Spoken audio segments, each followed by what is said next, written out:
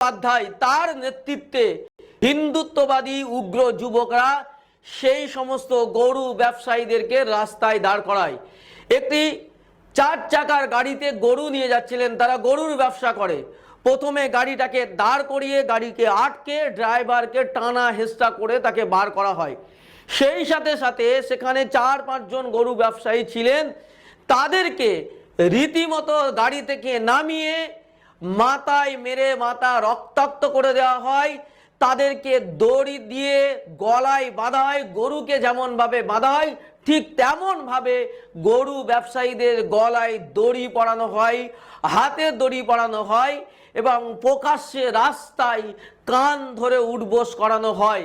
হ্যাঁ, এই ঘটনা, এই মর্মান্তিক ঘটনা পশ্চিমবঙ্গের একেবারে পশ্চিম বর্ধমান জেলার দুর্গাপুরের 41 নম্বর ওয়ার্ডের ঘটনা।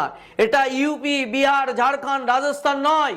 এখন যখন আমরা বাঙালিদের উপর নির্যাতন বলে রাজ্যের সরকার, বিভিন্ন রাজনৈতিক দল যখন আন্দোলন করছেন, বিভিন্ন রাজ্যে পরিযায়ী শ্রমিকরা যখন আক্রান্ত হচ্ছে, যখন আন্দোলন করছেন, ঠিক সেই সময় দাঁড়িয়ে মমতা বন্দ্যোপাধ্যায়ের সরকারের আমলে, এই পশ্চিমবঙ্গে তৃণমূল সরকারের আমলে, যিনি নাকি বিজেপি বিরোধী সবচেয়ে বড় মুখ মমতা বন্দ্যোপাধ্যায়, সেই মমতা বন্দ্যোপাধ্যায়ের সরকারের আমলে প্রকাশ্যে মুসলমানদেরকে, গরু ব্যবসায়ীদেরকে গরুর মতো আচরণ করা হলো।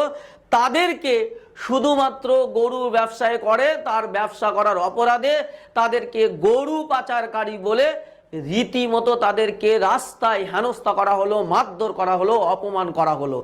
আর এই ঘটনার পর তৃণমূলের জেলা সভাপতি সেই পরিতোষ গঙ্গোপাধ্যায়ের বিরুদ্ধে অভিযোগ দায়ের করেছে, কিন্তু এখনো পর্যন্ত প্রায় 24 ঘন্টা হতে চলল, কাউকে গ্রেপ্তার করা হয়নি। এই ঘটনায় কি প্রমাণ করে? এই ঘটনা নিয়ে রীতিমতো রাজ্যের মানুষের কাছে প্রশ্ন উঠেছে, রাজ্যের আইন শৃঙ্খলা নিয়ে। যেখানে আমরা বিজেপি শাসিত ইউপির আইন শৃঙ্খলা নিয়ে প্রশ্ন করি, সেখানে এই পশ্চিমবঙ্গের চিত্রটা এমন কেন? চলুন পুরো ঘটনা আমরা একেবারে আপনাদেরকে দেখানোর চেষ্টা করব মূলত কি হয়েছিল।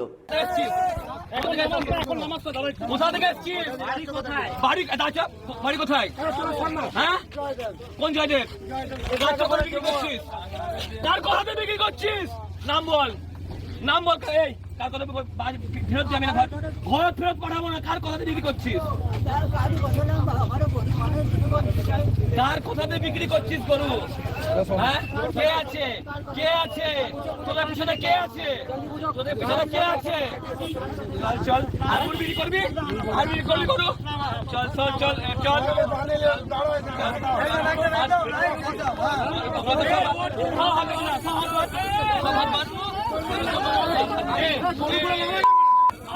হাত বাঁধ, হাত বাঁধ, হাত